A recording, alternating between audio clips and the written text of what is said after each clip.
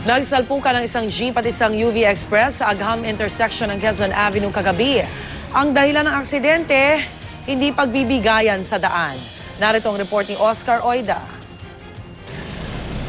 Walang tigil sa pagsisisihan ng mga driver ng dalawang sakyang ito na nagsalpukan sa Quezon Avenue Agham intersection sa Quezon City pasado alas 11 ng gabi. Kapwa nila iginigiit na nakago sila nang mangyari ang banggaan.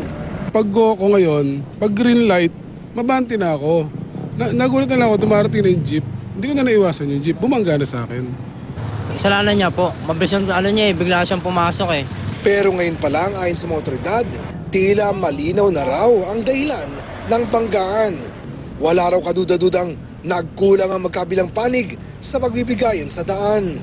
Dapat ang jeep na magbigay dito. Kasi nakalakpas na po siya ng intersection eh. Nagtamo ng bugbog sa braso ang pasahero ng jeep. Sa kabila nito, hindi na raw ito nagreklamo at agad ding umalis ng lugar. Ito ng balita sa Quezon City, Oscar Oida reporting.